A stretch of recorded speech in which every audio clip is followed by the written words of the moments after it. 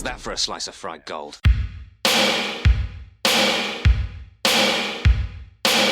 You think this is a fucking costume? This is a way of life. I'll be back. Just a flesh wound. I'm not gonna hurt you. I'm just gonna bash your brains. Take your sticking paws off me, you damn dirty ape! I'm sorry, Dave. I'm afraid I can't do that. It's alive! It's alive! It's alive! I guess everyone's entitled to one good scare. Well, hello, and welcome to Cinema Shot, the podcast that explores your favorite cult and genre films. I'm one of your hosts, Gary Horn. Hey, I'm Justin Bishop. And I'm writer-comedian Mr. Todd A. Davis. Thank you so much for joining us for this bonus episode containing our opinions about Matt Shakman's The Fantastic Four First Steps. Did I pronounce his name? Is it Shakman or is it Shackman? I think it's Shackman. There's Is no it Shackman? D. Do I need to Yeah. take that again? Nope. Okay. No. Warts and all here on Cinema Shock. Absolutely. I just wanted to point out two things. One is that I feel like this is the first time you've ever hit record, and I just immediately started the episode. I know, you were ready. Yeah. Yeah. Well, you were ready, except that we're starting 45 minutes late because you weren't ready. Yeah, well. A lot of that is not on Gary. We had some technical part of issues. it was my equipment. I To could be have fair- tested it early. Justin's Yeah. going to say that. Yeah, okay, got it. Well, it's not new equipment, though. It always works. I mean, and to be fair, it's usually, if there's a technical issue, it's usually Todd. It's It's most likely me. Me and you are due for them every now and then. I'll have to go reboot my router or whatever. But usually it's like Todd's computer is having a complete meltdown Yeah, usually because it's 25 years old. mine is held together with spit and bubble gum and baling wire. It's rough. My other point that I wanted to bring up is that I'm excited, guys. I feel like this episode will be fantastic. Hey, I did it. I wondered I how did many it, so times we nobody- would drop the word. No, I was getting it out of the way up top. Thank We're you. not- No, you don't have to do it now. Good. Well, this is this is gonna be fun. yes, it is. Sounds like it. Where do we start, fellas? We all saw the Fantastic Four. Yeah, so we did all get to see the new Fantastic Four. This is 2 new releases in a row that we've all seen. Maybe this is a thing now. Who knows? I mean, I doubt we're all going to go see the Naked Gun movie and do this, but it's not outside of the realm of possibility. But you know, another comic book movie, another big comic book movie, another big reboot of a comic book franchise, just like Superman, which we just did a couple of weeks ago. So we figured, you know, we've never really done a Marvel movie on here. We don't do a lot of like newer movies, and we've toyed with the idea of like doing Marvel movies in the past, but it's such a daunting thing. It's such a I mean, there's 200 hours or something of material if you watch all of the Marvel movies. It's sort of insane. Yeah. But this one Oh, go ahead. I think you were about to say this, but the cool thing on this one is that I don't think any of that matters for this film. Yeah, and that's the thing. This one feels like a fresh start. Not obviously a full reboot of the MCU, because this is, we know, is going to tie into the greater MCU.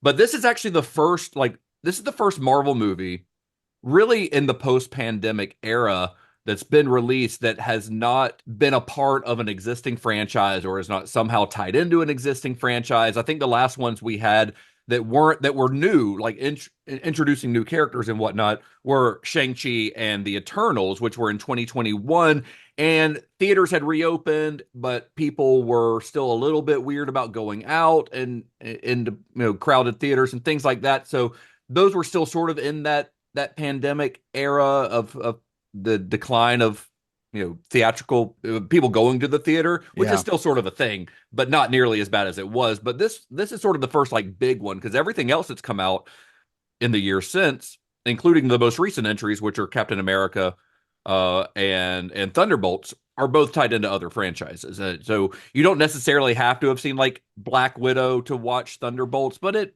helps. Yeah, I remember when Doctor Strange Multiverse of Madness came out, and I was at work at the time, and I was just like, wait a minute, what's the minimum amount of things that I need to have seen to fully enjoy Multiverse of Madness. It was like 4 movies and 2 TV shows. I was like, okay. No, it's more than 2 movies because you also ideally would have had to have watched all of Sam Raimi's movies, both of the Amazing Spider-Man. Like it's I don't know. Oh yeah. It starts to, it gets very convoluted, which I think is one of the reasons that Marvel has sort of felt less significant to people in the last couple of years, and why the movies are sort of not doing particularly well at the theater. I mean, they're not like bombing or anything, but like Thunderbolts really underperformed, and Thunderbolts is really good. Thunderbolts is really good, but I think people felt like, oh, if I haven't seen all these TV shows and I haven't seen all these other movies, then I'm going to be lost because these are characters that we've seen before.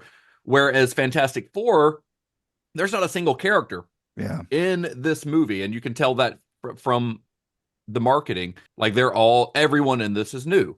So I think people are going to be able to feel like they can go to this one without having done their homework, or feeling like they need to do their homework beforehand. Also, I mean, this is a whole nother conversation, but Disney sort of shot themselves in the foot during the pandemic by releasing everything so quickly on Disney Plus that now people are like, well, why am I going to spend $100 to take a family of 4 out to the movie theater when this is going to be on Disney Plus, which I pay $20 a month for, or $15 a month for, or whatever, in 60 days or something, So it's like you have to create an event to get people to go out. Now, with that said, we're going to get into the movie itself, but this movie, we're recording this on Sunday morning, a couple days after its release. It is on track to come pretty close, if not beat, Superman's opening weekend. Wow. I'm looking at the numbers right now, and it's at we're at $167 million worldwide, 118 million domestic.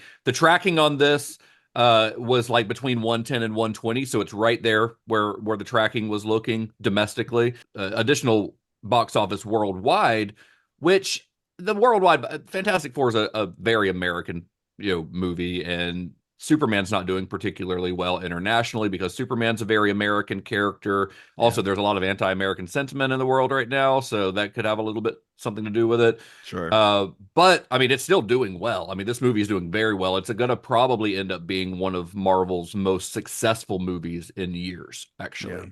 And I think a big part of that is because people feel like, hey, I can go see this, and it doesn't matter if I haven't seen anything else. Also, the marketing's been fucking fantastic. Like you did it again, and you didn't have to. See, I tried to save us all from that, but I wasn't trying to. I use the word fantastic to describe things a lot. It's one of my go-to adjectives. So it's probably going to happen more than once in this. But I think, and this may be putting the cart before the horse here a little bit, but I think not only this movie, but because we recorded episodes so closely together with Superman, this might actually be a great, we're not doing double features or, further viewing for this particular episode, but I think this would make a great double feature because I think it really kind of puts them side by side to show like, there's a lot of politics, either whether it's, subtle or not in Superman,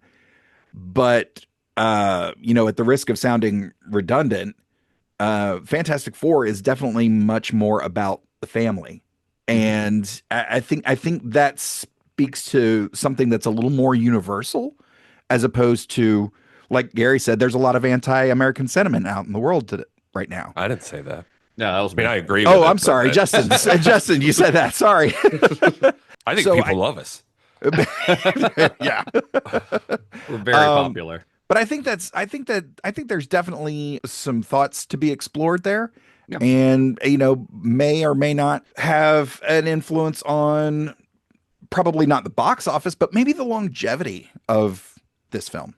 Probably a little bit of both, honestly. I mean, this is not the first time we've met this family, the Fantastic Four. There have been quite a few. This is the first time the Fantastic Four have appeared on screen. Yep, that's why they call it the first steps, right? That's right. Because we are clearly.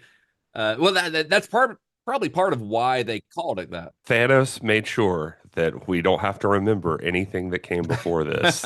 So this is the first time, the first real time, if I'm being honest. I'm being a little facetious, but this is the Fantastic Four as compared to other iterations you may have seen. Yeah, this or may not have seen. That's especially according to some of the box office, and I think the very first entry never got an official release, right? The Roger Corman one. Correct. Oh yeah, that's true. I think if you watch that one, you watched a bootleg that was never supposed to see the light of day. Correct. But if you did watch that one, they were in this movie. They were. That's Yeah. what I Yeah. didn't know that. Todd told me that before we started recording. So the people who played the Fantastic Four in the Roger Corman one, which was 94, right? Yep. Yeah. They all have cameos here in the new one. Correct. Yep. Subtle. It's not like they, shove it in your face, but it is a nice Easter egg. Yeah. They're playing like news reporters and Yeah. factory workers and stuff like that. But then you had the ones from the early 2000s, the Tim Tim Story. Story ones. Yeah, Yeah. those were fine. I mean, the first one was fine. The second one kind of sucked, but I mean, the first one I guess did well enough box office wise to warrant a second one.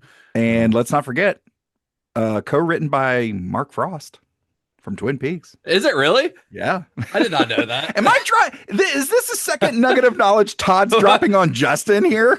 Mark Frost from Twin Peaks wrote both of them? No, he co-wrote the first one. He wrote the first one. That's fucking crazy. Yeah. That is weird. Wow. I did not know that. Did you also notice too that I thought this was weird? That they almost nailed this. The unreleased Roger Corman one came out in 1994, but the next one was 2005, then 2015, then 2025. Yeah. And Every so 10 years or so. Every 10 years we get a Fantastic Four movie. Yep. Yeah. Roughly. Yeah. And do you guys remember anything about the 2015 one? I don't remember much about it at all. Like it has completely been wiped from my memory. I remember Thing doesn't have pants, and it bothered me. He doesn't have genitalia, but it's weird that he doesn't have pants. It's weird that he doesn't have genitalia. Yeah, that too. I did what I did for Superman for this, and I went back and watched both Tim Story movies and the 2015 before seeing the new one. Yeah, it's still ass. It is. I will say it is the Man of Steel of that chain of movies, So and still ass. it's not great. Yeah. Well, I mean, even looking at the books, like the Fantastic Four is very bright, it's very colorful, Yeah. much like They were Superman. And 2015, it was like, did we hire gaffers? Do we have any lighting on this set? Like, what's going on here? Why? Yeah, the 2015 one was such a weird thing because they were still trying to do that dark and like quote unquote realistic or whatever, like moody Dark and superhero gritty. movie, Yeah. which felt like by that point the MCU's like 7 years in. Like we're past that. We've done Thor. We're past doing that with we're past being embarrassed that these are comic book movies. So why did they decide to do that with that one where it felt like they were taking like the Bryan Singer X-Men approach a little bit? And I like the Bryan Singer X-Men movies. The first two X-Men movies are really good. But that was before like the comic book boom, and they were still a little bit embarrassed about them being comic book movies. Yeah. Hence the black outfits and all that stuff. And they kind of did the same thing with Fant Four Stick, I think is the official title. Yeah. But I don't necessarily have a problem with that if it fits the movie, but it doesn't fit the Fantastic Four. The Fantastic Four is big and bright, and I think, and very comic booky. I mean, that Jack Kirby like comic book like weirdness is Yeah. part of what makes the Fantastic Four so fun. And I think that's where this movie, the new one, really nails it. I think the aesthetic of this movie very much feels like what you think a Fantastic Four movie should feel like. And it's a bit of a love letter to Jack Kirby and those guys that really got this thing into the world. Like, Yeah. I mean, so much so that you even kind of get a brief cameo of somebody playing Jack Kirby like in a comic book office, and you can see like, oh, they're creating a Fantastic Four comic book. Like this is it really does feel like a love letter. It's fun. So let's get into our thoughts on the new one. Just like we did on Superman, we're going to keep this spoiler free until close to the end of the episode. And then we'll probably dive into a couple of spoilers because there's some stuff towards the end that I think we're going to have to get into spoilers to discuss, especially as far as where the franchise and the MCU are going and things like that. We don't want to spoil that if you haven't seen it. But if you have seen it, stick around. If you haven't seen it, we will clearly let you know when the spoilers are coming. So let's get into it. Like, first off, what did you guys think of the Fantastic Four First Steps. Thumbs up for me. Like it was, I really, really enjoyed this. And I had even said to, having watched the previous Fantastic Four movies before getting into this and looking at the MCU so far, the Marvel movies really excel when they don't watch like comic book movies. Winter Soldier is one of my favorites, and it watches like a 70s political thriller. It's, and espionage and stuff like that. It's not all capes and tights. And this one, I think IGN did a review where they were like, it feels like a family movie. And and all the comic book nerds were like, no shit. Yeah. It's about a family. Marvel's First Family, the movie about Marvel's first family. Shocker. But it did with it being completely separated from the current MCU as it is, it doesn't lean into, we have to explain everything. Like, it drops you into this world. And I get, we'll save spoilers, but like, it drops you in at a pretty crucial moment for this family. And it's like, oh, okay. Yeah. And the way that they catch you up to speed on who they are, how they came to be, is done so well and so concisely that it's just kind of like, it just keeps you immersed in this world. You don't ever feel like a spectator. You feel like you're a little bit of a participant in this narrative. I loved it. It was great. I thought that it was good. I thought it was maybe even very good. I mean, I don't know how I hate to do this. I don't know how you watch this and not compare it to Superman in your brain. I don't think it's as good as Superman. I am a Marvel fanboy. Like, I love Marvel way more, and I like the Fantastic Four a lot. I think this movie is good, but there are some things that I had a problem with in the movie, and we'll get into them. But I do love, just to bounce off of what Todd's saying, the aesthetic of this whole movie. I love just the look of it, the retro futurism thing that it's got going on, and that how much of the world they get to show you and how much of the stuff you get to kind of explore with them.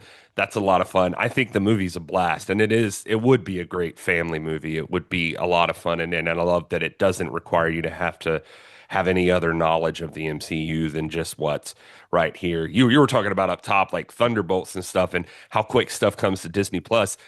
It wasn't getting to Disney Plus fast enough, and I did not see Thunderbolt, so I watched it in less than honorable means, just because I was afraid that there was something I wouldn't understand watching Fantastic Four, and there's not. It's completely there's nothing unnecessary. you needed. Yeah, not at all. So, I mean, what struck me in the marketing for this was the aesthetic. I love the look of the movie. I think Matt Shackman, who did all of WandaVision, he directed WandaVision, so, and which has that kind of weird retro feel to it a little bit because of the premise of WandaVision, that I think it makes him kind of a perfect fit for what they're doing with Fantastic Four, which has this wonderful like 60s style retro futurism. I don't think they ever say when it is set, like what point in time, what year it's set in, because it's clearly in a early to mid 60s.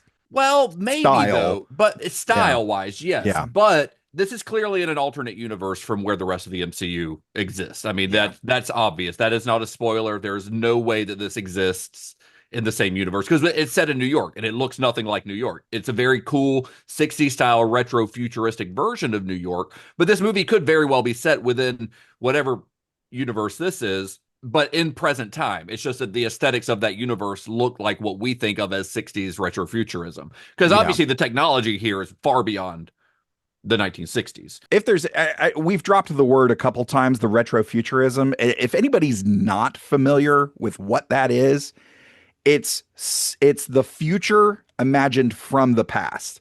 Right. So, you'll see a lot of that in different franchises, most notably Fallout. If you've played any of the Fallout games, it takes place in the future, but everything looks like it's from the 1950s and 60s. That is what retrofuturism is. And there's a couple of other like subgenres of stuff like that. I really dig that aesthetic. It also leans towards like steampunk type stuff and gothic, atomic gothic, I think. Tomorrowland. Yeah, Tomorrowland. Yeah, is another good example. This one definitely leans more towards the Tomorrowland aesthetic than the steampunk one. This is more, if I didn't know otherwise, you could have told me this was directed by Brad Bird, who did Tomorrowland, and more notably, did The Incredibles, which is very much retro futuristic and also very much inspired by the Fantastic Four. It's weird. It almost feels like, The Incredibles is, I mean, the family, the aesthetic, everything about the Incredibles is inspired by the Fantastic Four. Then this movie feels like it was actually at least aesthetically inspired by the Incredibles. So it's come full 100%. circle a little bit, Yeah. I would love to see Brad Bird actually do a movie in this franchise. I think he would fucking nail it, because I think Matt Shakman does a good job. I do have, like Gary, I do have some issues with this, not necessarily from like a story standpoint, because I am not super versed in the Fantastic Four, so I don't have anything to nitpick there. I don't know if anyone else does. I've read Fantastic Four, but I am by no means an expert. They were never one of my go-tos. I think from a filmmaking standpoint, I think there are some issues that I have with it that hindered my enjoyment of it. I still liked it a lot. I think it's like Gary, like I kind of align with Gary, is that I think it's good. I think it's really good. I do not think it's great. I do not think it's on par with Superman remotely. I don't think it's as good as Thunderbolts. I think Thunderbolts is a better movie than this. 1964 is apparently the year this is set in. Like it apparently says that on magazines and on posters. Do they? and Okay. stuff. Okay. Yeah, and so technically their first voyage was in 1960, I guess. So Okay. and then so that would have put them at like 1968 or whatever when that post-credit scene comes up. That's a spoiler to kind of, but It's a spoiler that there's a post-credit scene. I don't think. Yeah. So. It'd be a spoiler if there were not a post-credit scene. Yeah, I did want to say, like, Matt Shakman, I for whatever reason was watching a lot of interviews with him before I saw this movie, and I love that guy. Like, he knows his stuff, and he can nerd out with the best of them about the MCU. He seemed to know, like, any topic any of these nerdy YouTubers brought up, like, he was on it. Like, he knew his shit about, well, and he did WandaVision, right? So, like, I guess he's spent some time in the MCU. I will say though that the one thing I know about him, it seemed like he was a very artsy guy. So like visuals seemed to be like his foray, like, or what he's most interested in. And so I think you can see that in this movie. I think that may explain some like plot choices here, or the way that some of that plays out that I had an issue with. But the guy seems cool. Like he seems really excited, and he's trying very hard to like be invested in this working. So I love that. Yeah. Gary, can you talk about your issues with the movie without getting into spoilers, or is this a spoilery discussion? Yeah, I think some things. I could be more specific about when we get into spoiler territory. But well, I'm curious because you said it sounds like yours are more story related or plot related. Yeah, there are certain things about the plot that I think are just kind of rushed through or undercooked. Okay, well that aligns with some of my issues with the movie. Then, for me, it's a pacing thing. I think the pacing in this movie is really weird and really rushed. Ironically, this movie is one of the few Marvel movies that clocks in under 2 hours. And I left the theater wishing it had another 20 or 30 minutes to pad some things out, because I feel like it moves far too quickly. I feel like it rushes through some things, and it makes it in the process, it makes certain things that should be given room to breathe and room to really like make you feel for these characters. I feel like it brushes past that to get onto the next big plot point or the next big action scene or whatever. And it feels at the end, I was like, are we really in the finale already? That's exactly how I felt too.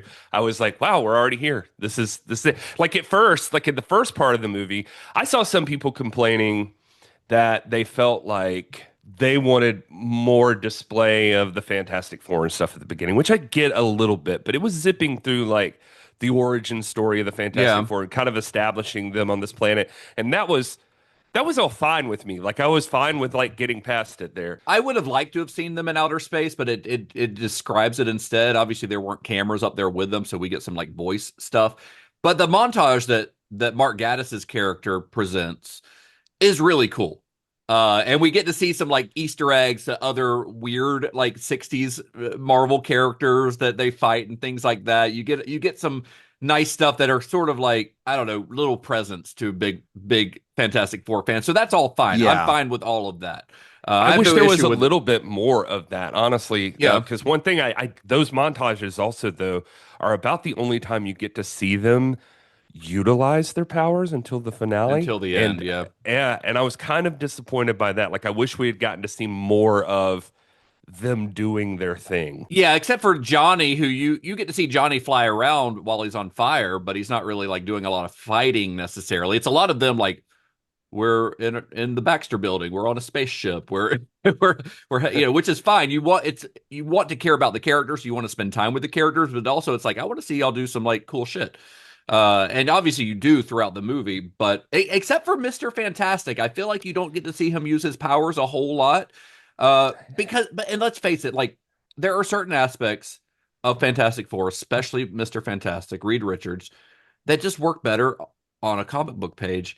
And it is almost impossible to portray his powers without it looking a little bit silly. I agree. I think this is the best that it's been so far. That's a low bar, though. Yeah. Fair.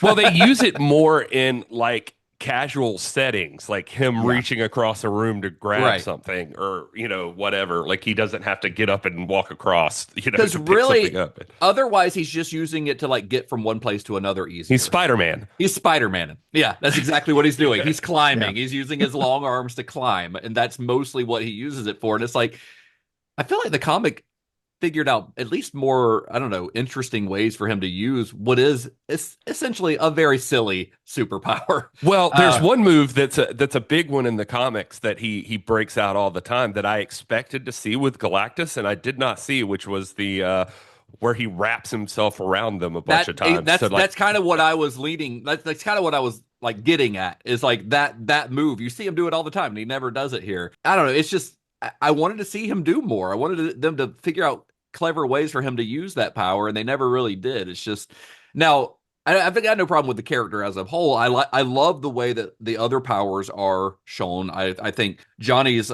flame on thing looks really cool, like where he's actually red.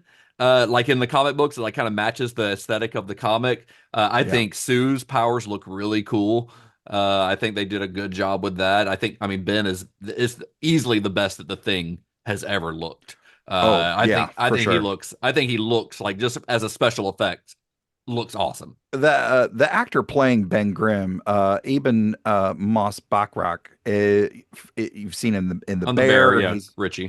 He was also, for the Marvel folks, he was also in the Punisher, the Netflix Punisher. Like Micro. His emotions come across a little bit. Like they do a really good job. There again, the first couple scenes, there's a pretty crucial moment for this family. And you see Ben kind of work it out in his head, and it's like, but you can see the emoting. And that's so great. And that's like due to obviously the improvement of technology since the last one, but also I know that, and I don't know how they did the previous movies. I think the Tim Story ones, like Michael Chiklis was he just in prosthetics? He was in a suit. Yeah, he was in prosthetics. But in this one, he was on set in a mocap suit with a microphone and everything. So you can find behind the scenes pictures of him on set. Everyone else is wearing their like blue and white outfit, and he's there with dots all over him and a microphone. And so he was there acting against them. So obviously when they filmed it, they were not only using his motion capture, but looking at his facial features.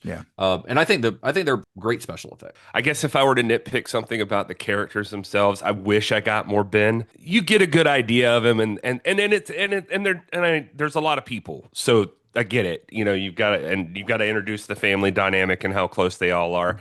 The most character work that Ben gets is mild spoilers with some Natasha Lyonne stuff, and I don't 100% know what she's doing in this movie. I don't either. That's another one of my pointless issues. Yeah, because I even like looked up her character afterwards. I was like, surely she's like a comic book character who turns into somebody or something. No, she was a character that was invented for this movie. And when I found that out, I was like, well, why is she even there? Why not at least Alicia or something, who is like Ben's love interest? Natasha Lyonne. Like, why cast a well-known actress for a character who doesn't do anything other than like, she's another Jewish person who lives in the same neighborhood. That's it. Like, that's what she's there for.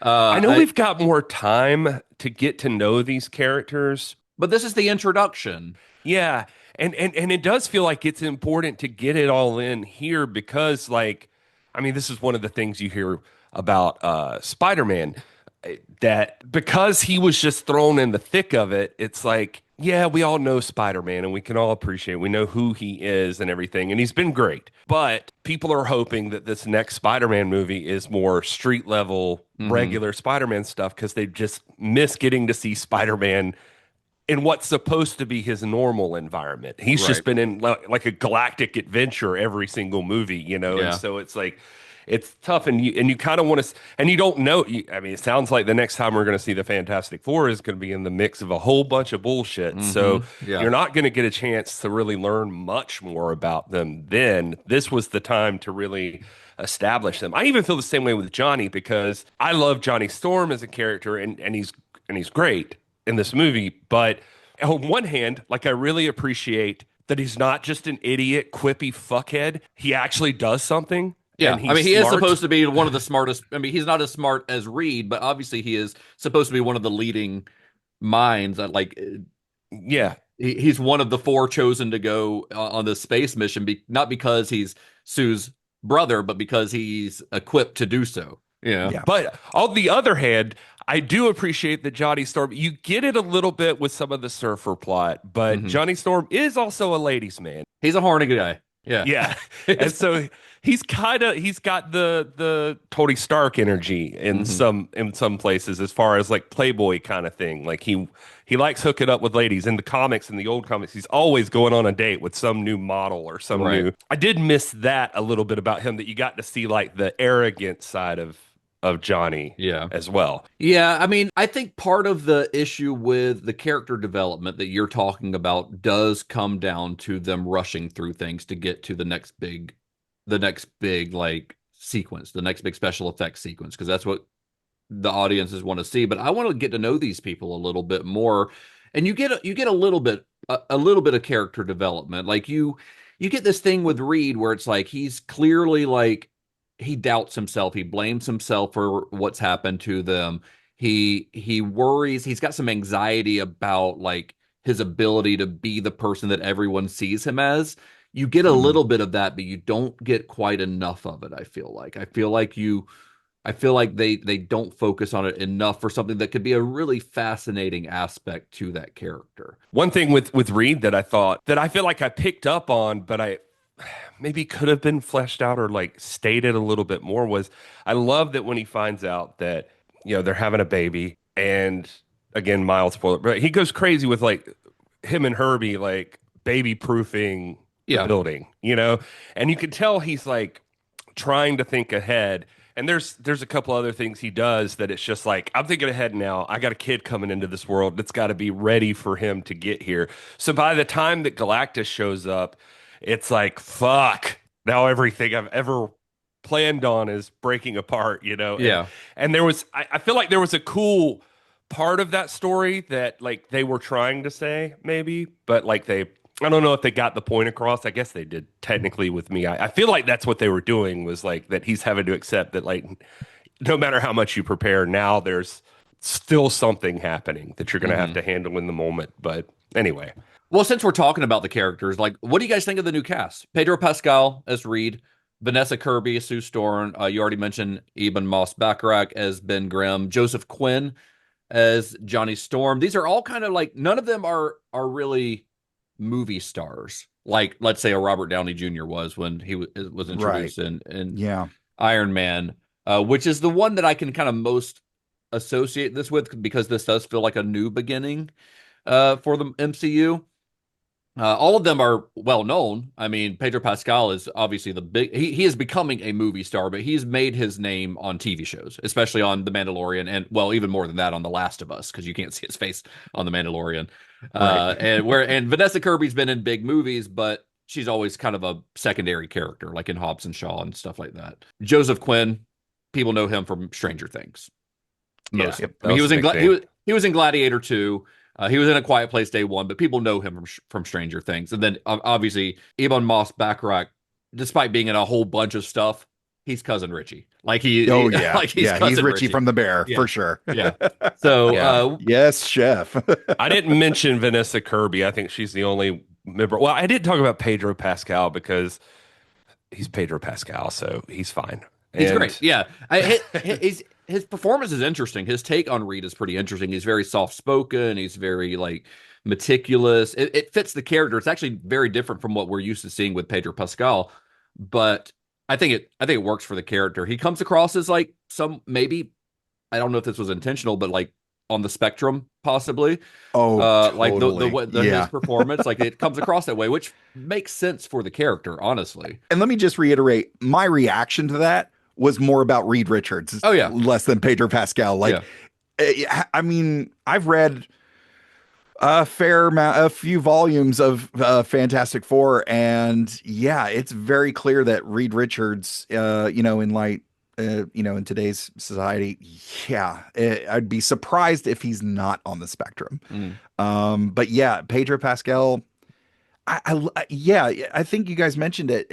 Him playing it very, very soft spoken, very quiet. He's more contemplative, and again, the stuff he's contemplating is earth shattering, is earth changing, is universe altering. Like there's a lot of stuff going on in there, and let's go ahead and add the things that happened in this movie. Like there's a lot going on in that big brain, and he plays it so well. Very well, very one of my notes had been, maybe we didn't see their powers as much as I would have liked to. And I was like, it's because they didn't need them because Reed's invented faster than light travel and teleportation. And Yeah, all yeah. kinds of stuff. And I'm like, You- Jesus, you know, you don't the even stuff need that anything. Mr. Fantastic does. Yeah. Right. But Well- but I was gonna say for Vanessa Kirby though, she was absolutely perfect. I wasn't sure what to think of her. I didn't know much about her, but she is really, really good. I think she's as perfect a casting as you could have done. I think she's kind of the MVP of the cast for me. And I like Vanessa Kirby and the things I've seen her in, which is mostly like the Mission Impossible movies and Hobbs and Shaw, obviously, where my biggest takeaway was like she is very attractive.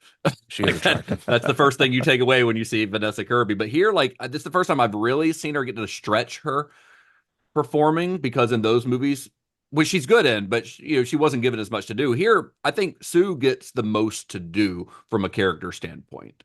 I think I found this movie to be very female forward. Mhm. Like the Sue, who for a lot of times is either played very sexy or is played like a B character at best. Yeah. And I think this really showcases her, and not only, yes, she's very powerful, but this is the most real version of this character that we've ever seen. Yeah. In terms of what her role is on this team and what it is like for her in this family. Yeah. And I think in a lot of different aspects of, and again, there's other aspects of this movie that are still, very female forward. And that was very refreshing. Like, I think, I don't think it's out of left field to say that I was surprised at a female Silver Surfer, but in looking at it, I was like, yeah, why not? Like, this is great. Yeah. And to be honest, like the way that it's played here, without getting into the details of it, makes sense and helps drive a little bit of that narrative forward of like, yeah, I get it. And this was really another aspect of the film that I really, really enjoyed. Well, I like the female Silver Surfer character, Shala Bal, which is a character from the Yes. comic books, although I think she's married or something to the Silver Surfer in the comics. She's not a Silver Surfer, but she is from the comics. She becomes a Silver Surfer. For Does like she? a minute Okay. or something. Yeah. Well, I think one of the reasons for creating that version of the Silver Surfer for this movie is to differentiate it from the previous ones. Which makes sense. It's different, but also it gives her, especially when we find out Shala Bal's backstory, which we won't get into now because it's a little spoilery, but it gives some parallels with Sue's story. And I Yeah. think that was an important distinction. I think that's adds a lot to the movie. And I think Julia Garner's great. I when I saw her in the trailer, I was like, why do they even cast Julia Garner? She doesn't seem to be doing anything. You can't even tell it's her. But in the close-ups, you absolutely can. And she's really, really good. I really like Julia Gardner. I've liked her ever since Ozark. She's I think great in Ozark. Oh, she's I feel like so she keeps getting cast in some shit that just does not utilize her very well, though. I Yeah, saw but- Wolfman, and man, it's Yeah, a disappointing movie. That's what I've heard. I have not bothered with it yet. One of my favorite bits of casting, and then we'll move on to spoilers, because I think in order to talk more about him, we're going to have to talk about spoilers. But I did not know that Ralph Ineson was playing Galactus, and as soon as I heard that voice, because he has got such a distinctive voice, such a great voice. It's like as much as Vin Diesel has a distinctive voice. It's like Yeah. that It's deep, like thunderous voice. oh, it's like gravelly and like but he's got this gravitas and that to it that Vin Diesel doesn't quite have because he's also got this like British your mouth. accent and listen, I mean, but I love Ralph Ineson. I remember seeing. I think the first time I knew of him, I'm sure I'd seen him before because he's been around for a while. But the first thing I knew him from was The Witch. Robert Eggers' The Witch, where he plays the father, and immediately you hear that voice and you're like, that I've never heard anyone that sounds like this before, which made him perfect in The Green Knight, where he played the Green Knight. You don't really see his face. He's under makeup, but that voice is so distinct. Same here. Like you don't see his face really. He's under a mask mostly, that big giant Galactus helmet, but you hear that voice and they like crank up the bass on it even more, I feel like. And I saw it at the Regal RPX where the sound is really good. And like this every time he spoke, the seats were vibrating. Like the seats awesome. were rumbling. Like you could feel it. I watched it and I was like, man, I bet this is cool in IMAX. Like Yeah. Galactus is worth the price of admission alone to me. Finally, they did him right. You know, they did Yeah. Galactus right, which they've never Yeah. done before. Wasn't he like a swarm of smoke or something in one? He was. It was Like, like a force of nature, That's which from a storytelling perspective, yeah, I get, but like that's not what Galactus is. No. Like this is Galactus. yeah, I Right. mean, and they get the Yeah. size right. Like he is, Yes. which basically turns the movie into a kaiju movie by the Yeah. end. You know, like Yeah. he Yeah. is so ridiculously large. It's almost comical how big he I is. I have like a couple of complaints that'll come in the spoiler territory, but otherwise, like Galactus is awesome. And I would love to see him on IMAX in just gigantic size. And that, like you said, the voice is perfect. The first time you see him, like when his eyes just glow and he's looking down on everybody, like it's Scary. just, oh, Jesus. Scary, Yeah. dude. Yeah. Well, then let's wrap this up. Let's get into spoilers. Before we do, final thoughts. What do you think? You recommend it? Do you think people should go see it? Do you think they should wait till Disney Plus? Do you think this is a new beginning for the MCU? Like, how do we feel? I think it's definitely a new chapter for the MCU for sure. And it's nice that, and we've said as much so far already, that it's so nice that it's not tied to anything, but does feel of this universe of just kind of like, okay, yeah, I'm on board. I think it's a perfect date movie. Certain aspects of the narrative reminded me of the opening scene of 2009 J.J. Abrams Star Trek, which they went about saying like, how do we hook the wives and girlfriends? Let's call it what it is.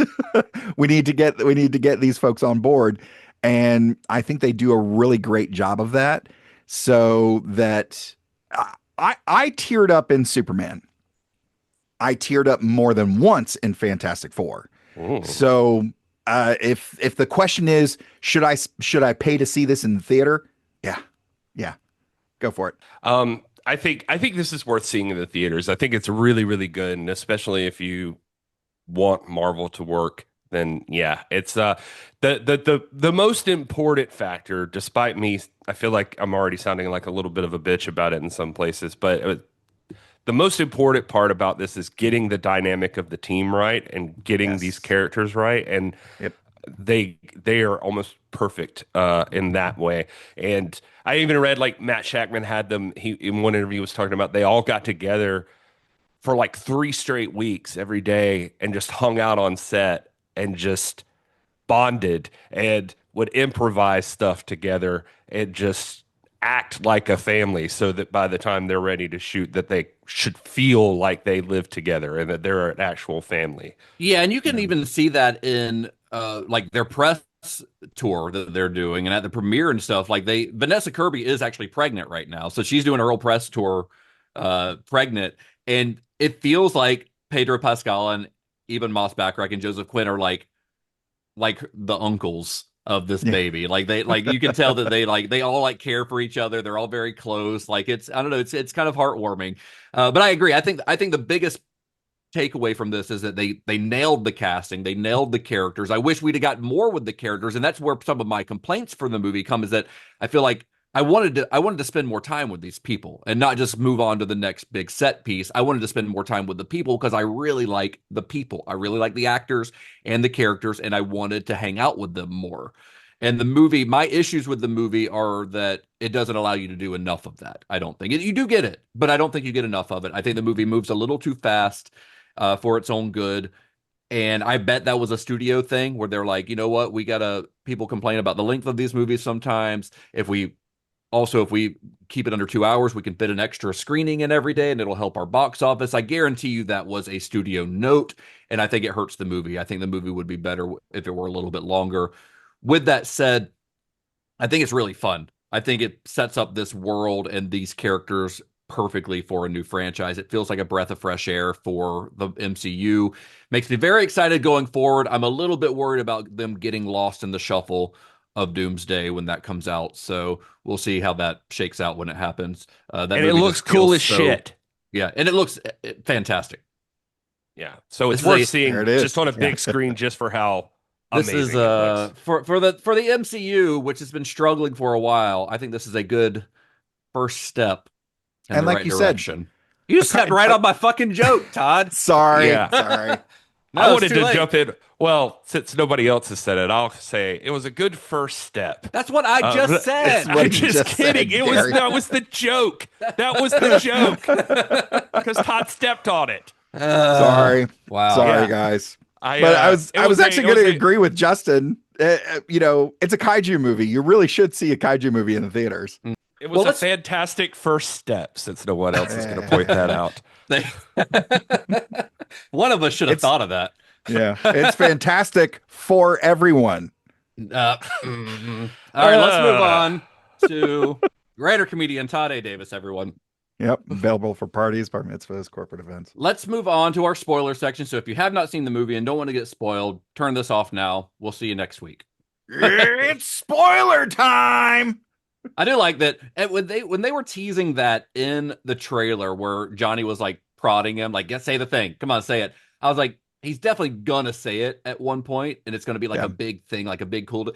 And he does eventually say it, but it's not as cool of a moment as I was hoping it would be. It's not, because it doesn't do that much. It doesn't do that much. Yeah. It should have been like a thing like at the very end, like when they're beating up Galactus, where he says it, and it's like that's like a big payoff for them doing this the whole movie. And instead it's just like he just said it while they're like falling to the ground or jumping to the ground, and wasn't he launching him at Galactus? He punches Galactus in the face, but it's like Galactus just shakes it off, or doesn't even really. It's a very comic book move. I thought they nailed that. Yeah, but it doesn't. Its clobbering time would have had a better impact if what he did had a better impact. Like it would have played better. Like if Galactus had stumbled a bit or something, like whoa, or that would have done something to get him into like the wormhole thing that they're creating. If that would have knocked him back, like he was like almost like Sue Storm almost had him there. She couldn't quite get him, and then it's clobbering time. We throw you into Galactus. It's just enough to nudge him into that.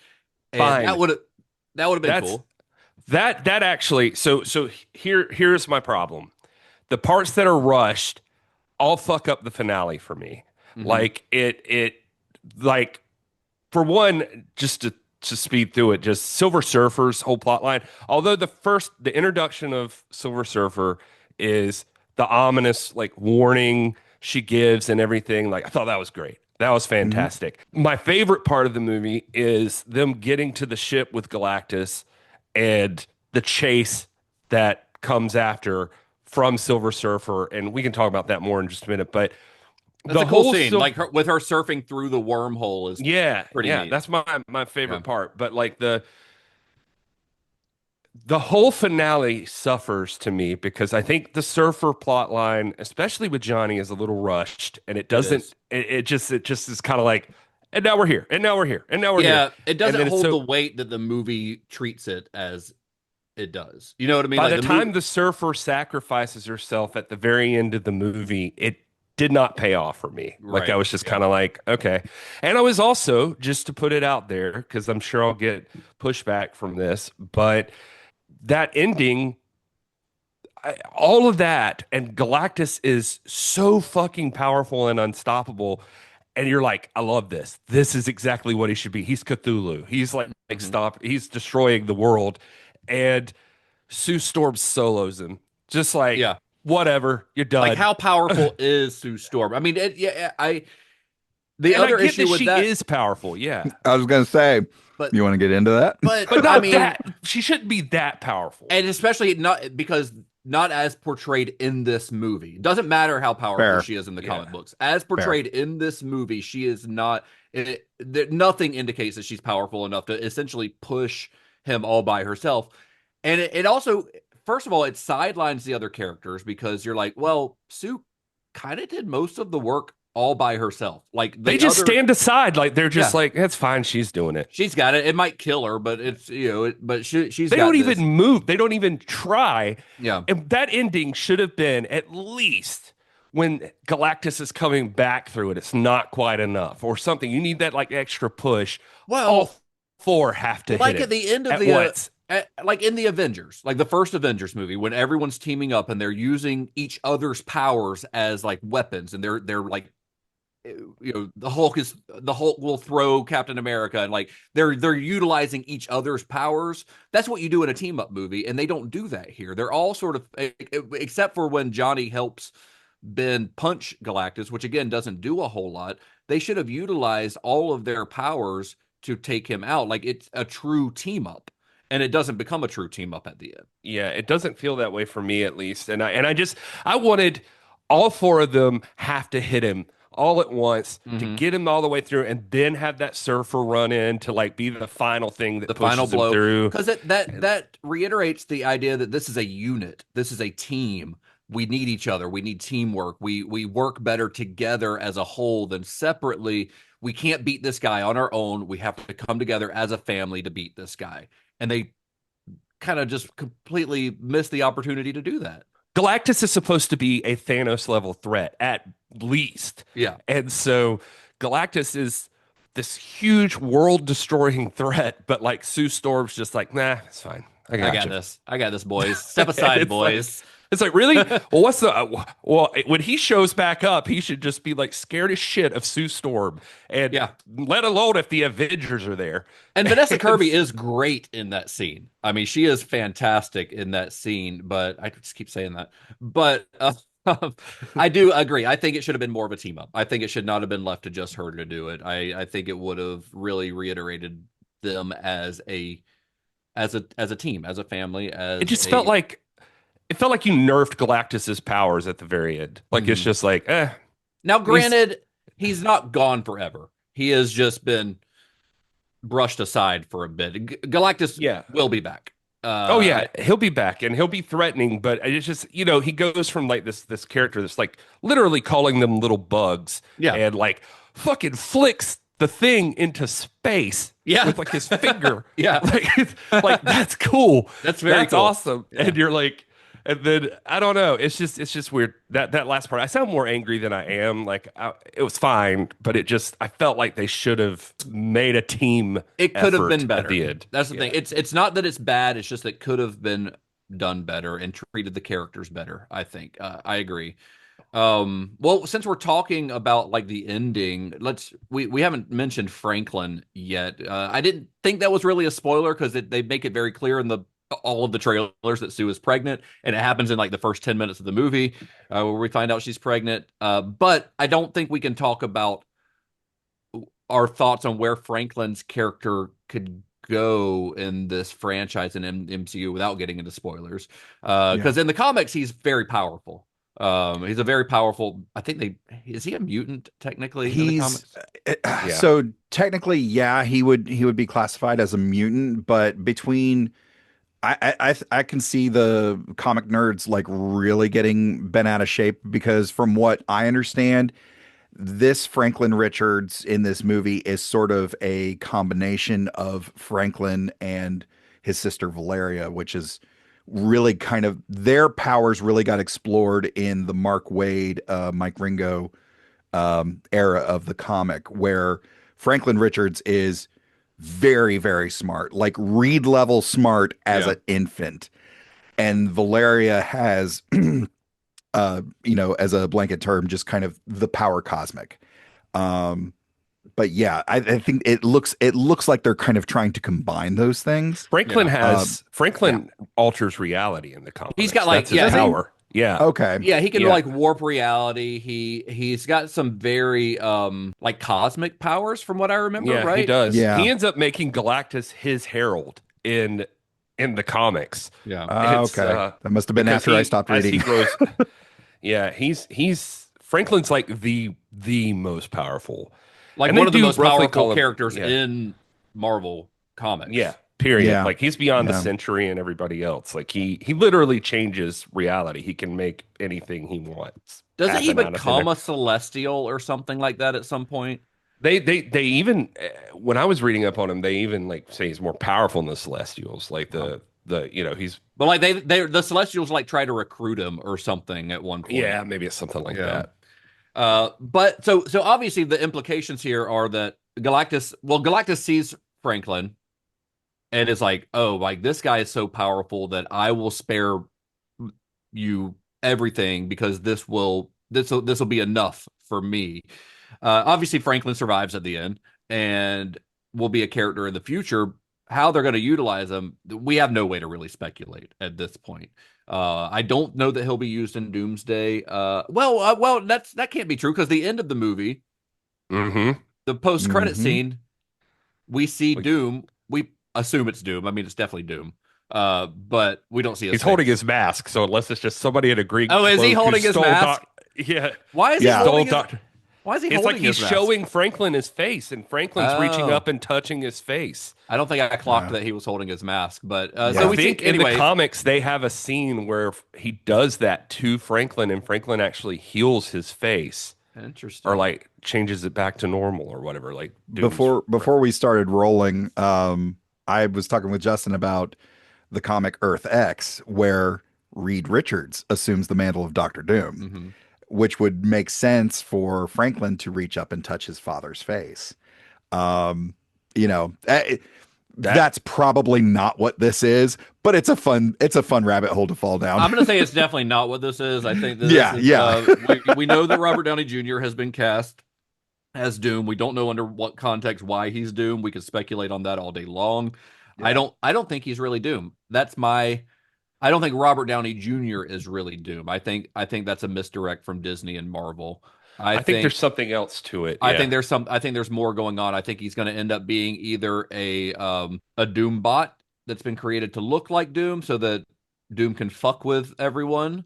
Life model decoy. Yeah, or he could be a alternate universe version of Tony Stark who because if that's Robert Downey Jr.'s Doom, then we don't know if that's even their Doom, because you get some little Easter eggs for Doom, like Latveria in that one scene, like where he's not empty there, chairs. yeah.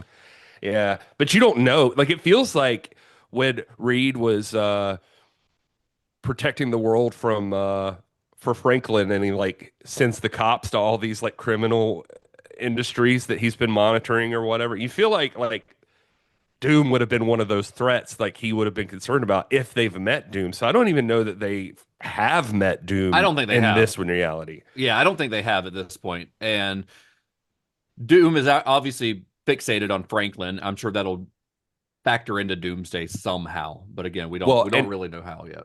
I did see one thing that also talked about that Franklin being a mutant, that he's probably that they're expecting he'll be a big part of the mutant saga when that part happens. And folding that whole stuff into About Avengers versus X-Men. just the MCU in general, because at this point, like, I think it's safe to say that we know we're in an alternate universe here. I think Kevin Feige has even said that this is an alternate universe. It is Earth 828, named after Jack Kirby's birthday. If you watch the movie, at the very end, there's a Jack Kirby quote below his name. It has his birthday, August 28th, and then the 828 kind of like stays on the screen. So it really highlights that at the end. Like, the rest of it fades away and the 828 stays there. So they're obviously making a point with that. I love that they did that. It's a great little Easter egg. Yeah, it's really good. And I think it's safe to say, though, that at some point we know this, they're going to be in Doomsday, so they're going to be in the MCU proper. How they get there, I don't know. Reed Richards does all kinds of interdimensional stuff, so there could be any number of explanations for why. Or maybe Doom uses Franklin, because we know he can warp reality. We know that he's got those powers. Maybe Doom uses Franklin to come into the MCU, and they have to go after him, and that's how the Fantastic Four gets into the MCU. I sort of think mutants in general are going to come from an alternate universe. They're not, because they don't exist in the MCU as we know it, because otherwise somebody would have fucking mentioned them by now. You would think so, right? Well, they even said, it's one place I was watching pointed out, like, how Sue's got the book for Franklin, and it's just like, you want another book, don't you? And he's like, yeah. And she walks over, and Herbie hands her Origin of the Species. Yeah, and she's like, he did that yesterday. I know he loves it, but we're gonna do something different. And they were talking about, evolution, and maybe Franklin's interested in that, the evolving of humans, into their next form. I think he's going to play a big part in how the Fantastic Four gets from Earth 828 into whatever Earth the MCU is set in. I don't well, know. And the sound. Somebody else pointed this out. I did not notice this, but the sound that you hear right before she goes over and sees Doom, like she hears something and walks over there, it's the same sound of these time platforms that you first see Reed use in Doctor Strange Multiverse of Madness, like when he shows up in the room where John Krasinski is playing him. Right, an alternate universe version. Yeah, there's like the little square that opens up and he shoots down. And it also happens in Ant-Man, where there's like all these different Kangs that appear. There's like these like little time portals. So that's indicating that he's traveled from another alternate universe. Yeah. So it seems like this is a Doom from somewhere else. Interesting. Yeah. Okay. Well, that's pretty cool. I'm excited to see where it goes, honestly. Like, I liked this movie. I know it sounded like I've been complaining, because there are things that I don't think there are things that I think could have been done better. Overall, I liked it, and it makes me very excited for the MCU going forward. Between this and Thunderbolts, I've gotten, like, my excitement for Marvel has become reinvigorated. Like, I'm stoked for stuff going forward. I'm hoping for the best. I do worry that Doomsday is going to be too overstuffed. Granted, the Russos are back to do it. They did the other, they did Endgame and Infinity War, whatever it was called. I don't think the Russos are great filmmakers, but I think that they handled those movies very well.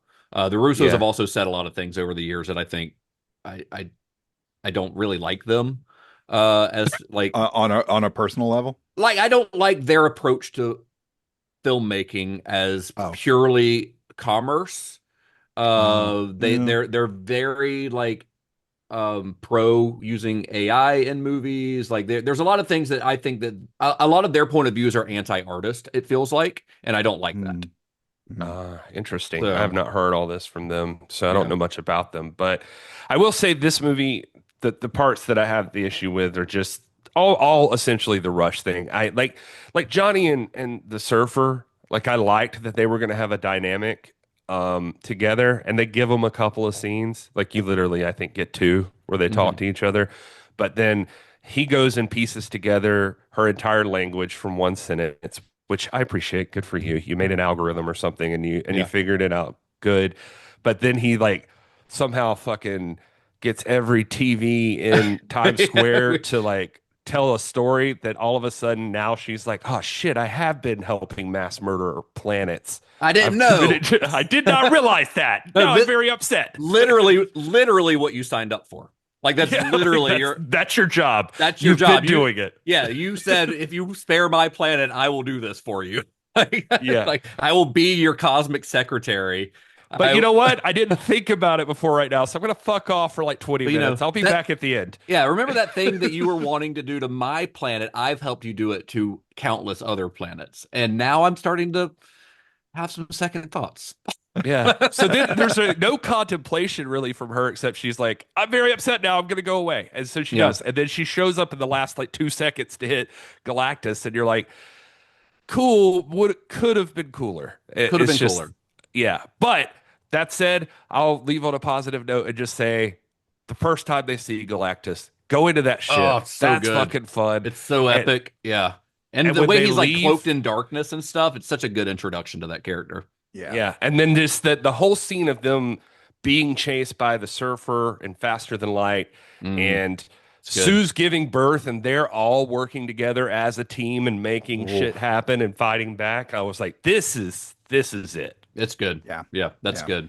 There's a lot which there's I which I lot of think great stuff there. which I think has more gravitas than the origin of the team itself. Like I think that hits harder. Yeah. And by the time that comes around in the movie, you're already invested. Mhm. So to see them go through that hits a little bit more. Yeah. Yeah, I don't know. I think I've said my piece on this one. I'm very happy with Yeah. it. I'm excited about it. I am excited about where it's going forward. I don't think it's perfect. But like I said, I made a joke before, but I do think it's the first step in the right direction for the MCU. All jokes aside, I do think that's true. I think it is like this is like, you don't have to have seen 20 other TV shows and movies to enjoy this Right. one. And I think Right. they're purposely doing that. And I hope we get more of that in future MCU installments. And I love the cast. I think the cast is everyone's great. Everyone's so good in this. Even the side characters, like even Mark Gaddis is like in his small role is really great. Like I like all the little characters. I think Walter, what's his name, that plays Mole Man. Paul Walter Hauser. Paul Walter Hauser, yeah, as Mole Man is. Oh, I think he's great. I think he's perfect casting. He's so funny because Mole Man is such a stupid character. Yeah. And that's Yeah. another thing that they kind of throw you into this information about Mole Man and what's the name of his kingdom underground? Subterranean. So stupid. Subterranea. And they kind Welcome of like to the Fantastic Four, buddy. but they kind of like throw that detail out in one of those newsreels, and then you're just like, all right, we accept that.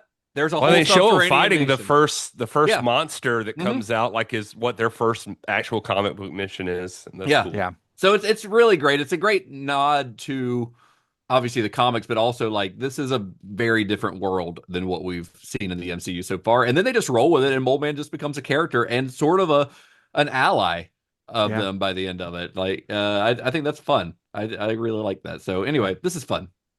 Good stuff. Yeah, I'm right on board with you. To offer up a counterpoint to the pacing, in looking at the original book where the Galactus saga was 3 issues, like this does expand on them having this battle. But I think they gave him the cinematic treatment without it needing to be this big, huge thing. Yes, that final battle probably could have been structured a little bit differently to showcase that they are a cohesive team in addition to being a family. But I think, in terms of setting the stage for what is clearly going to be the next big thing, which we've already, established that, everybody's coming back for Doomsday.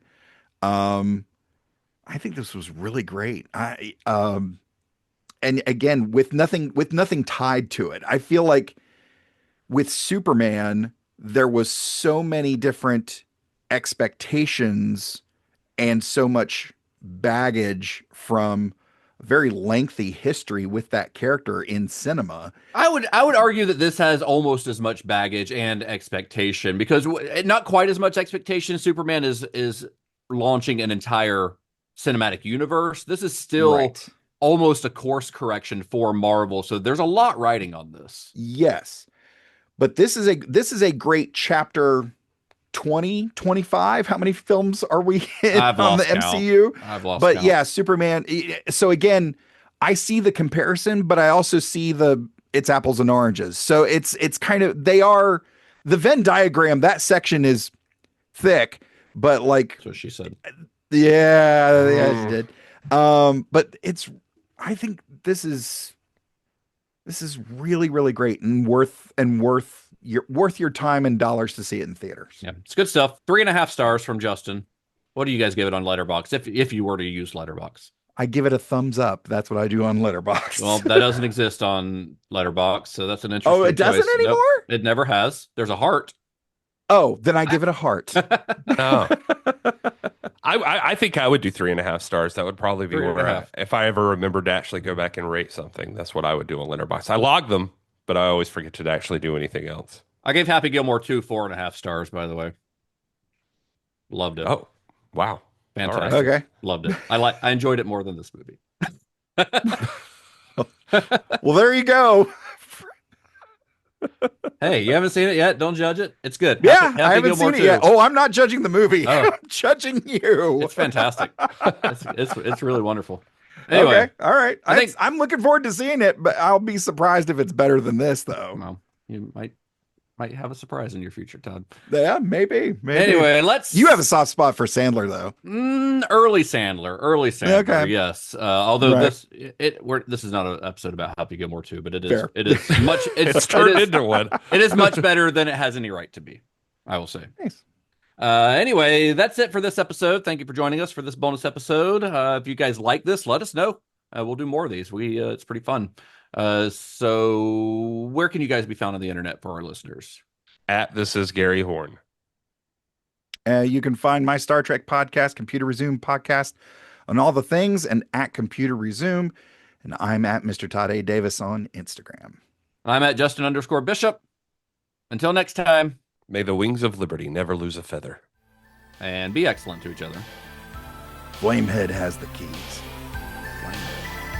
Oh, because his name's Johnny. Oh. Johnny. Yeah.